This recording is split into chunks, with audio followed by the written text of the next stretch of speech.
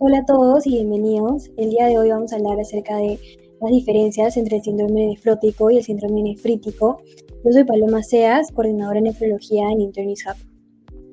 Bueno, para empezar, esto se va a tratar de una serie de 3 videos. Primero, el día de hoy vamos a hablar sobre principales diferencias entre el síndrome nefrótico y el síndrome nefrítico. Sin embargo, vamos a hacer otros videos en donde vamos a hablar sobre el síndrome nefrótico y las causas primarias y las causas secundarias que podemos ver en pantalla.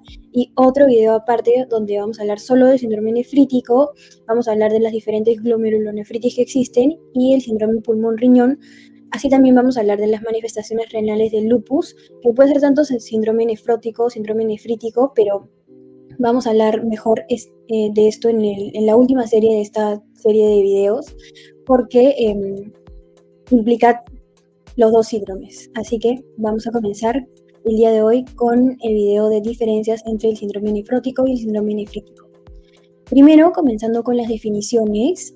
Bueno, el síndrome nefrótico se define como el conjunto de signos y síntomas. Recuerden que los signos son lo que nosotros podemos ver y los síntomas son lo que el paciente refiere. Y estos signos y síntomas indican un daño en la barrera de filtración glomerular, específicamente en los podocitos. El síndrome nefrótico se caracteriza por ser crónico, por tener proteinuria masiva, tener edema e hipoalbuminemia, que significa baja cantidad de albúmina en la sangre. Asimismo, el síndrome nefrítico es un proceso inflamatorio del glomérulo, principalmente en las células endoteliales y en las células mesangiales. Generalmente es secundario a infecciones y se caracteriza por ser agudo, presentar hematuria, hipertensión y azoemia. Entendemos azoemia como el aumento de productos nitrogenados en la sangre. Antes de hablar sobre proteinuria y hematuria, es importante tener en cuenta las diferentes proteínas que podemos encontrar en la orina de manera normal. La primera es esta que es TAM-Horsfall o uromodulina, albúmina también, proteína de unión a retinol, alfa-1 microglobulina y beta-2 microglobulina. Acá les he puesto los valores normales y el tamaño normal de las proteínas y las características. En la primera, en el TAM-Horsfall, lo que vamos a encontrar es que, es sintetizado y secretado por el asa gruesa de Henle, ascendente de Henle. Es una defensa contra las infecciones del tracto urinario e inhibe la cristalización del calcio. La albúmina, que es normal encontrarla en menos de 20 miligramos por decilitro, una pequeña parte va a ser filtrada y reabsorbida posteriormente. La proteína de unión a retinol aumenta los niveles tempranamente cuando hay un rechazo a trasplante. Alfa-1 microglobulina es una proteína de unión a un grupo M con actividad antioxidante y beta-2 microglobulina es un componente del complejo mayor de histocompatibilidad 1. Hay una elevación sérica en el mieloma múltiple, linfoma y tiene un valor pronóstico. Ahora sí, proteinuria se define como un valor de más de 150 miligramos por día de proteínas en orinas. Puede haber proteinuria leve, moderada o también se refiere como una proteinuria significativa, que es más de 150 miligramos por día, pero menos de 3.5 gramos al día. O proteinuria en rango nefrótico, que también se conoce como proteinuria masiva y es más de 3.5 gramos en 24 horas en 1.73 metros cuadrados de superficie corporal. Para diagnosticar proteinuria se prefiere una proteinuria en 24 horas, que es recolectar la orina del paciente y en base a eso medir la proteína. También podemos clasificar la proteinuria según la cantidad, que puede ser microalbuminuria de 30 a 300 miligramos por día o macroalbuminuria de más de 300 miligramos por día, y se va a preferir para hacer este diagnóstico un dipstick que lo podemos sumergir en la orina. Y también podemos clasificar la proteinuria según el origen. Puede ser glomerular, que se diferencia en selectiva y no selectiva, y ya más adelante vamos a ver la diferencia entre esas dos, y tubular. Ahora, hablando sobre hematuria, hematuria se define como más de 3 glóbulos rojos por campo de alto poder. Puede ser microscópica, que son 3 a 5, mejor dicho, células por campo, o macroscópico, que son más de 100 células por campo. El origen de la hematuria puede ser glomerular o no glomerular. Si es glomerular, se caracteriza por ser de un color rojo claro, tiene acantocitos, que son glóbulos rojos como deformados, ya lo vamos a ver más adelante en algunas fotos. Hay cilindros de glóbulos rojos y los coágulos son ausentes. En cambio, si el origen es no glomerular, el color de la orina es rojo oscuro, los glóbulos rojos tienen su forma normal, a eso se dice que son glóbulos rojos isomórficos, y pueden haber coágulos de vez en cuando. Según el patrón del tiempo y lugares potenciales se pueden establecer diagnósticos topográficos de dónde proviene la hematuria, como por ejemplo el hematuria inicial, que es cuando el paciente empieza a miccionar y justo cuando empieza a miccionar ve sangre y cuando ya va terminando la sangre desaparece, eso nos indica un daño a nivel ureteral. En cambio, si la hematuria es terminal, significa que hay un daño en la próstata o en el área trigonal de la vejiga. Hematuria terminal nos referimos, por ejemplo, cuando el paciente está miccionando, no ve sangre, pero al terminar de miccionar empieza a ver gotitas de sangre. Y posteriormente la hematuria total, que es una hematuria que se presenta durante todo el tiempo en el que el paciente está miccionando, y eso refiere a un problema a nivel de la vejiga, el uréter y el riñón. Ahora hablando un poco acerca de la fisiopatología del síndrome nefrítico y nefrótico, primero es crucial entender lo siguiente. En esta imagen A vamos a ver solo una nefrona, el glomérulo, y acá podemos ver cómo está el podocito alrededor de este capilar glomerular. Y luego vamos a poder ver acá la barrera de filtración glomerular, que se compone básicamente de tres cosas. Lo primero es el capilar, que es un capilar fenestrado, luego es la membrana basal y luego son los pies del podocito o los procesos podocitarios con el diafragma respectivo. Debajo del capilar vamos a encontrar lo que es el glicocálix o el glucocálix, y esto se caracteriza por tener cargas negativas. Entonces ya vamos a explicar más adelante que en el síndrome nefrótico, por ejemplo, estas cargas negativas se van a perder y de esa manera se pueden filtrar cargas ya sean positivas o negativas. Entonces, para entender más y hacer unos conceptos claros, el síndrome nefrótico más que nada va a afectar a los procesos podocitarios, mientras que el síndrome nefrítico va a afectar más a lo que sería la membrana basal. Entonces, hablando un poco más sobre el síndrome nefrótico, vamos a poder ver acá que esta es una barrera de filtración glomerular normal. Acá vemos el capilar y como les mencioné, acá está el glucocálix, que tiene más que nada cargas negativas, y entonces puede repeler las cargas negativas porque semejantes se repelen y opuestos se atraen, entonces solamente pasan cargas positivas, y asimismo, como está íntegra esta barrera de filtración glomerular, no pasan moléculas que son grandes. Sin embargo, si esto se altera y hay una alteración a este nivel, lo que va a pasar es que van a pasar tanto moléculas grandes como cargas de todo tipo, sean negativas, sean positivas, cualquier tipo de molécula puede pasar a este nivel. Entonces, lo que va a generar eso en el síndrome nefrótico es una proteinuria masiva, que ya la catalogamos como más de 3.5 gramos en 24 horas, y eso lo que va a generar es una hipoproteinemia, que se refiere a bajos niveles de proteína en sangre.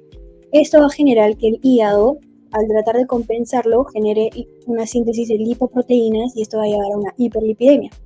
Asimismo, también la hipoproteinemia va a hacer que disminuya la presión oncótica a nivel del capilar y esto va a generar edema porque recordemos que la presión oncótica lo que hace es mantener el líquido dentro del capilar. Y si ya no hay, lo que va a pasar es que el líquido va a extravasar a la parte extracapilar y eso va a hacer que el paciente tenga edema. Asimismo, como ya no hay tanto líquido en el capilar, lo que va a pasar es que hay hipovolemia y eso se va a detectar por la mácula densa, y lo que va a generar finalmente es que aumente el sistema renina-angiotensina-aldosterona y la aldosterona puede causar hipocalemia y alcalosis. También va a haber un aumento de la hormona antidiurética y eso también va a favorecer el edema. Entonces acá podemos ver también a grandes rasgos lo que va a pasar. Esto es una barrera de filtración glomerular normal. Acá vemos los capilares fenestrados, la membrana basal y los procesos podocitarios. Y lo que va a pasar en el síndrome nefrótico es que los procesos podocitarios se van a borrar. Hay como un aplanamiento, un borramiento de los procesos podocitarios. Se van a alterar las cargas del glucocálix, van a poder pasar moléculas grandes, moléculas pequeñas y moléculas de cualquier carga. Y acá les he dejado un resumen de todo lo que hemos estado hablando hasta el momento. Se va a afectar la barrera, la membrana basal glomerular, y esto va a aumentar la permeabilidad a diferentes proteínas plasmáticas, lo que va a causar una proteinuria masiva y hipoalbuminemia. Asimismo, también va a haber un volumen intravascular disminuido y eso va a aumentar los niveles de renina-angiotensina-aldosterona y eso va a generar que haya un edema generalizado y asimismo también va a provocar que la aldosterona genere hipocalemia y alcalosis, como lo mencionamos anteriormente. Y la hipoalbuminemia y la proteinuria masiva van a generar que el hígado trate de compensar esta pérdida de proteínas y el hígado de esa manera va a sintetizar lipoproteínas y va a haber una hiperlipidemia.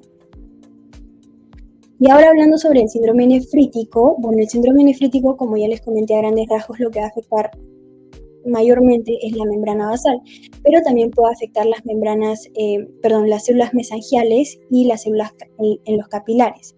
Y esto lo que va a generar, y algo bien práctico que se tienen que acordar, es que el síndrome nefrítico también se conoce como el síndrome de las IS, porque es una inflamación secundaria a una infección por procesos inmunológicos, es decir, hay un depósito de inmunocomplejos y es inmediato, es decir, es un proceso agudo. Entonces lo que va a pasar es que van a haber depósitos de inmunocomplejos y esto va a generar inflamación y el proceso inflamatorio lo que va a hacer es que daña la membrana basal del glomérulo y también puede dañar las células mesangiales y las células del capilar. Eso va a generar proteinuria y la proteinuria a su vez puede generar, bueno, también edema, pero lo más importante es que esta inflamación va a generar una esclerosis a nivel del glomérulo con el paso del tiempo y la esclerosis a nivel del glomérulo va a generar que haya una menor tasa de filtración glomerular y que de esa manera, como se filtra menos, hay más productos nitrogenados y va a generar azoemia y también va a generar oliguria. Esta disminución de tasa de filtración glomerular lo que va a generar es que se retenga líquido y se retenga sodio. Y de esa manera va a generar hipertensión, asimismo también porque se activa el sistema de renina-angiotensina-aldosterona. Hay que recordar la diferencia entre el síndrome nefrótico y el síndrome nefrítico en cuanto al edema. En el síndrome nefrótico hay un edema porque hay hipoalbuminemia, sin embargo en el síndrome nefrítico hay edema porque hay retención de líquido y retención de sodio. Asimismo también, como mencionábamos anteriormente, va a haber una disrupción de lo que es la membrana basal, sin embargo el glucocálix de los capilares no se va a ver alterado y no hay una pérdida de las cargas negativas. Entonces eso también contribuye a que no haya una proteinuria masiva. Sin embargo, al alterarse esta membrana basal, lo que va a generar es que cualquier molécula se pueda filtrar. Por eso también se puede filtrar la albúmina, los glóbulos rojos, pero no de manera masiva en cuanto a la albúmina, o sea, no va a causar una proteinuria masiva. Bueno, ahora con la presentación clínica es bastante predecible, ya que hemos estado conversando un poco acerca de la fisiopatología y la definición de cada uno de ellos. Entonces, en el síndrome nefrótico vamos a tener que los pacientes presentan edema periorbital, edema periférico, que se va a reflejar como un edema que deja fovea. Asimismo, también puede haber anasarca. También va a haber hiperlipidemia, va a haber un estado de hipercoagulación porque los pacientes pueden perder antitrombina 3, porque la barrera de filtración glomerular está afectada. También va a haber un aumento de susceptibilidad a infecciones porque también van a perder inmunoglobulinas y va a haber síntomas de hipocalcemia.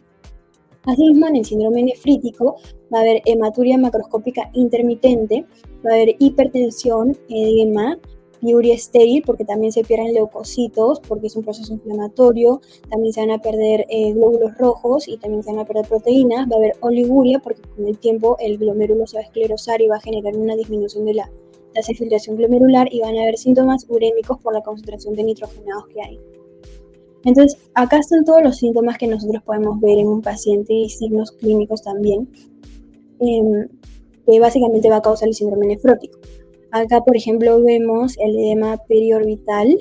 Acá en la uña vamos a ver estas líneas blancas, que son las líneas de Muerke, que reflejan hipoalbuminemia. Va a haber edema que deja fovea y puede haber también ascitis. Y bueno, esto es una imagen que refleja lo que podemos encontrar en el sedimento urinario, en especial en el síndrome nefrítico y en el síndrome nefrótico.